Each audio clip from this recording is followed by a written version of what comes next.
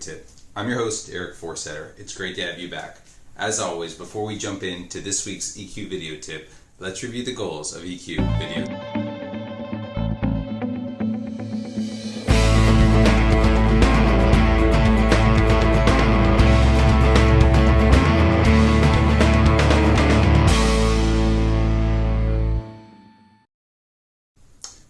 Welcome back. We've got a great show this week, and it comes to us from Sunny Bunnell and Ashley Hansberger, and they talked to us about why emotional leaders are the future of leaders who have successful businesses going forward.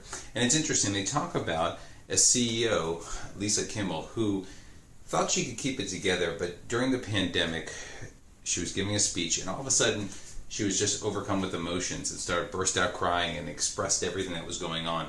And while in the past, maybe in the 50s or 60s, it was not okay for a leader to show emotion, here all of her employees actually rallied around her, gave her a standing ovation, and connected with her more. And the beauty of that was that because she was emotional, because she showed that she was human, they actually cared more about her and understood where she was coming from. So we're going to talk today, and it doesn't mean you have to cry at every meeting or you have to be emotional in that sense, but why emotional intelligence is going to matter for leaders in the future and what's going to make companies most successful with those types of leaders.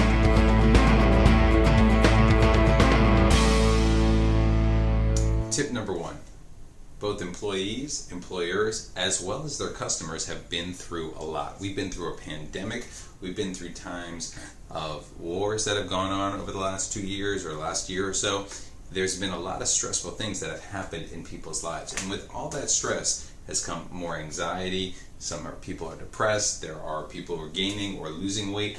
All of these factors make it very difficult for a new employee or even a customer to figure out what they want. And what they actually want are they want leaders and companies who are going to empathize with them. And when they don't find that, they're going to look elsewhere. So as a leader, we have to make sure we're taking care of not only our employees but our customers and empathizing with them, understanding that they have missed time with their kids as they grow up because they've been homeschooled or they've had to be at home because of COVID. Different things like that are really important to make sure that as a leader, we are empathizing and giving them the support they need. If not, what will happen is these customers or these employees will look elsewhere for leaders who offer them these things and will give them a chance to feel their emotions. So take the time to understand that we've been through a lot.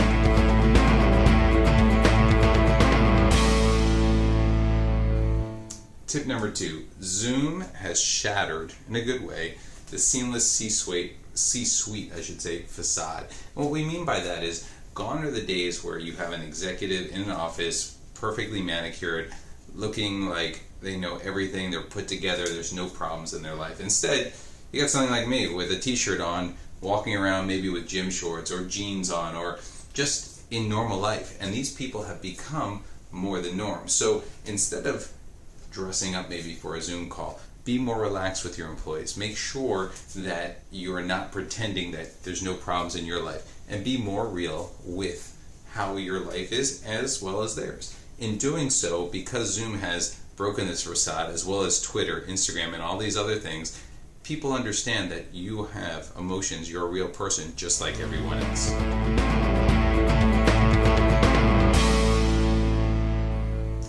Tip number three, you're more exposed than ever. And what do we mean by that? Well, 20 years ago, if a CEO had a tirade on a plane, maybe someone would talk about it. Maybe, if you're lucky, there's a video about that. But now, with Twitter and Instagram and all these videos on your phone, immediately something happens and it's posted out there to all of social media. And it doesn't have to be necessarily the CEO. It could be a leader, a VP, someone within a company. And it's important to accept what's going on, that every minute you're under the camera and in the spotlight. But it's important that you find that human connection with your market. And if you make a mistake, to own it as opposed to have a PR firm fix it. So being exposed more than ever does have its privileges, but it definitely has its downplay. And being an emotionally intelligent leader is important. That's not to say that you won't mess up. It's not to say that there won't be a moment where you yell at someone by accident and it gets caught on camera. But owning to it and explaining it and being emotionally intelligent and aware of what's happening will help you be a better leader.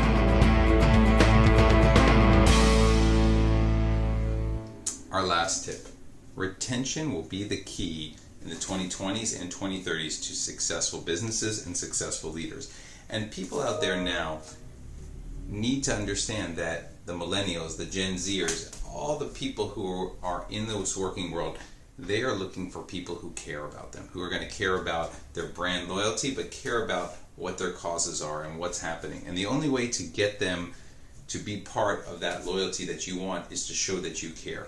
And it's not only just caring, but authentically caring with feeling. In doing so, you'll create a loyalty, you'll create a bond where they want to work with you, where they want to be your customer, and you'll have a better chance of holding on to them in the long term. So figure out the best way to retain them and show that emotional intelligence that you care and that you're your authentic self when working with people or customers to ensure that you have the best leadership and best company out there.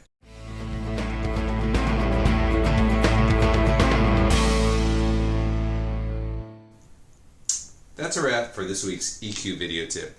We hope you enjoyed the tips provided today. Again, take a look at the ones that you see out there that make sense for your line of work and customize them to the best of your ability. Let's review the tips that we learned today.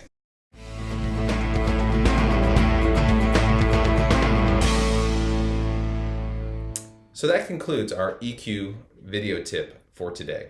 Try incorporating some of these tips into your daily routine. But remember, use what works best for you and personalize it for yourself.